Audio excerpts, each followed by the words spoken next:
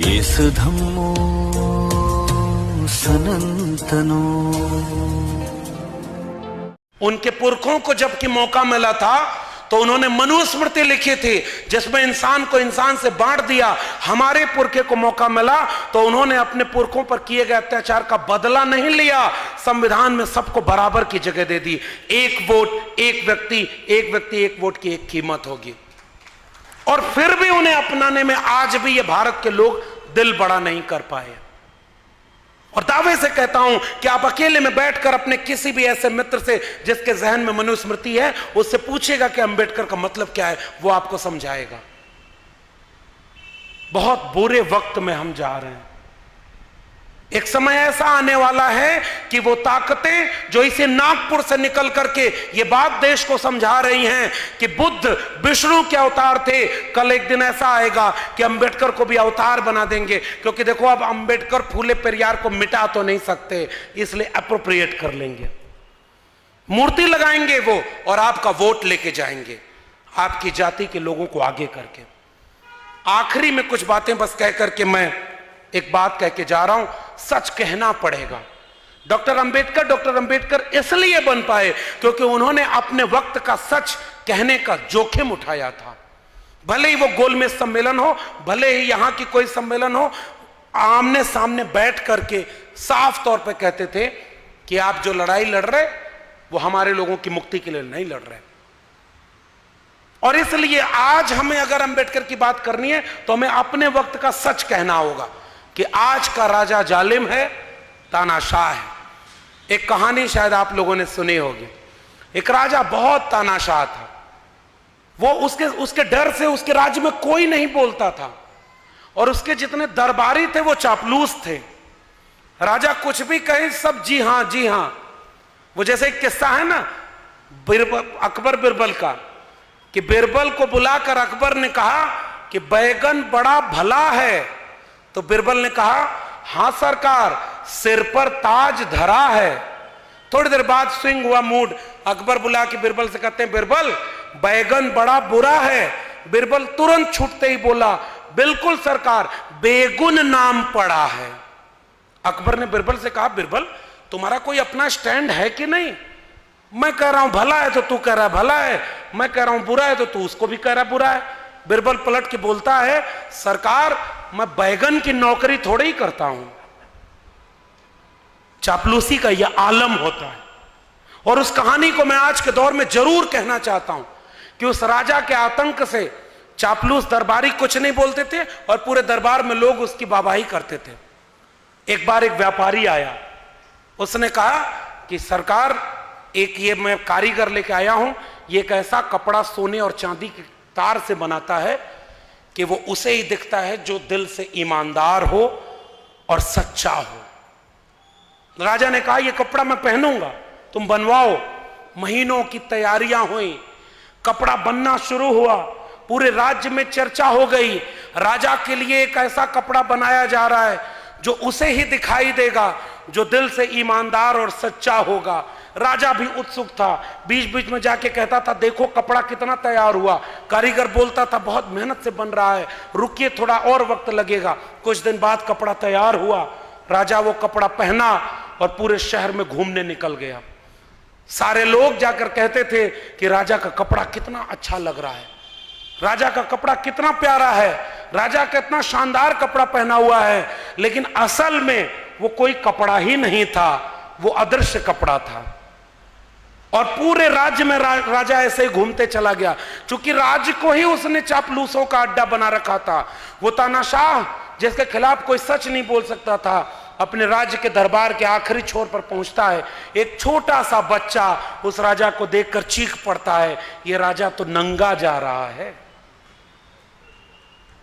वो अकेला बच्चा सच बोला, क्योंकि बाकी लोग या तो चापलूस बन गए थे या उसके जुल्म से तानाशाह से डर गए थे। और राजा नंगा है ये बात कहने वाला एक छोटा सा बच्चा था। डॉक्टर अंबेडकर आज अगर होते तो कौन सी लड़ाई लड़ रहे होते? मेरे लिए अंबेडकर को याद करने का अर्थ यहां से, आज अगर डॉक्टर अंबेडकर होते तो नई शिक्षा नीति 2020 के तहत इस देश के सरकारी शिक्षक सरकारी कर्मचारी सरकारी स्कूल कॉलेज विश्वविद्यालय को प्राइवेट हाथों में बेचे जाने के खिलाफ आंदोलन में सबसे आगे खड़े होते। आज अगर डॉक्टर अंबेडकर होते तो कोविड के समय जो 3 कानून पास हुए थे, न्यू एजुकेशन पॉलिसी 2020 के बाद किसानों के 3 कानून और श्रमिकों के 3 कानून, इस देश के ट्रेड यूनियन को तो बर्बाद कर दिया गया। श्रमिक अपना कानून नहीं बचा पाए भाई इस देश में। आज अगर श्रमिक 100 लोग इकट्ठे हो जाएं तो व्यापारी के पास यह मौका है कि वो उन श्रमिकों को नौकरी से निकाल सकता है। आप ट्रेड यूनियन नहीं बना सकते। और एक जमाने में इसी महाराष्ट्र में इतनी बड़ी ट्रेड यूनियन हुआ करती थी कि ट्रेड यूनियन के आंदोलन बड़ी बड़ी सरकारों के तख्ते पलट देते थे। ट्रेड यूनियन खत्म हो गया और ट्रेड यूनियन की वकालत करने वाले फूले और अंबेडकर दोनों थे। क्या यह अंबेडकर के सपनों का भारत बन रहा है? इसलिए मैं कह रहा हूं कोविड की आड़ में श्रमिक कानूनों में संशोधन हुआ है, कोविड की आड़ में न्यू एजुकेशन पॉलिसी बदल दी गई है और कोविड की आड़ में 3 कृषक कानून पास कर दिए गए। एक ऐसा डॉक्टर इस देश में बैठा हुआ है जो मरीज को केवल भाषण पिला रहा है कि हम तुम्हारा इलाज कर रहे हैं। किसानों, ये कानून तुम्हारे हित में हम लाए हैं। विद्यार्थी और शिक्षकों, नई शिक्षा नीति तुम्हारे हित में हम ले आए हैं। और तमाम लोग, ये शिक्षा नीति हम तुम्हारे मजदूरों के हित में ले आए। यानी जिसका फायदा किया जा रहा है उसी को समझाया जा रहा है कि भले तुम्हारी बीमारी ठीक नहीं हो रही है, लेकिन मैं भाषण और हर रविवार मन की बात सुना रहा हूं, इससे तुम महसूस करो कि तुम बीमारी से ठीक हो रहे हो और आपकी बीमारी बढ़ती जा रही है। इसलिए डॉक्टर अंबेडकर को याद करना मेरे लिए ऐसे व्यक्ति को याद करना है जिसने इस मुल्क में आइडिया ऑफ इंडिया का ख्वाब देखा था। कबीर साहब ने लिखा है, कबीरा कहे ये जग अंधा। किसके लिए कहा था? हम पढ़े लिखे लोग हैं और मैं एक बात बहुत जिम्मेदारी से कह रहा हूं साथियों, आज की डेट में जिसके हाथ में कलम नहीं, किताब नहीं, दिन भर 90% असंगठित क्षेत्र के लोग जो दिन भर अगर मेहनत न करें तो शाम को उनके घर चूल्हा नहीं जलता, उनको अंबेडकर का पढ़ने का मौका कहां है? उनको यह बात कैसे पता होगी कि भारत का संविधान कैसे बर्बाद किया जा रहा है, कैसे इस देश में दंगा, सांप्रदायिक, मंदिर मस्जिद की लड़ाई के नाम पर शिक्षा रोजगार बर्बाद किया जा रहा है। फिर जिम्मेदारी किसकी है? जिसके हाथ में कलम और किताब है। फिर जिम्मेदारी किसकी है? जिसने भारत के संविधान का लाभ लिया है। फिर जिम्मेदारी किसकी है? जिसे पता है कि गलत हो रहा है। और अगर हमें पता है कि गलत हो रहा है फिर भी हम अगर चुपचाप सब होता हुआ देख रहे हैं तो माफ करिए, हम अपनी जिम्मेदारी पूरी नहीं निभा रहे।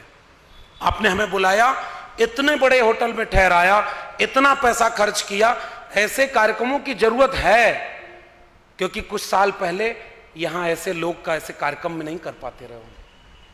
आज वो कार्यक्रम हो रहे हैं और बाबा साहब की जयंती। और एक और बात कह दूं, नागपुर में हूं तो कुछ जोखिम और उठा लेता हूं।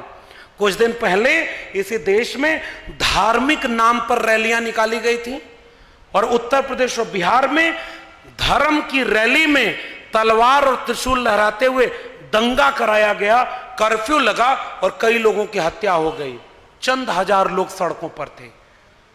14 अप्रैल को इस देश ने दुनिया में करोड़ों लोग सड़कों पर उतरकर शोभा यात्रा और रैली किए। अखबार में कहीं खबर छपी हो कि अंबेडकर जयंती के दिन एक चींटी भी आहत हो गई हो तो मुझे दिखा दीजिएगा। यह फर्क है दोनों विचारधाराओं में।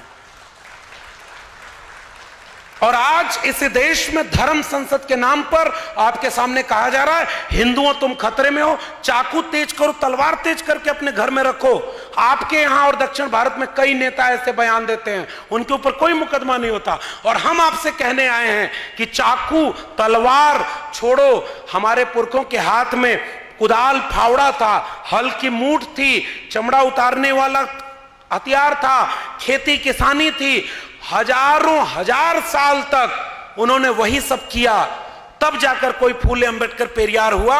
हमारे हाथ से कुदाल फावड़ा हटा, कलम और किताब आई। मैं आपसे कहने आया हूं, ये चाकू तेज करने वालों को चाकू तेज करने दीजिए। इस देश के 90% घरों में कलम तेज करके पहुंचा दीजिए। आइडिया ऑफ इंडिया बन जाएगा, अंबेडकर के सपनों का भारत बन जाएगा। हमारी लड़ाई कलम और किताब की लड़ाई है।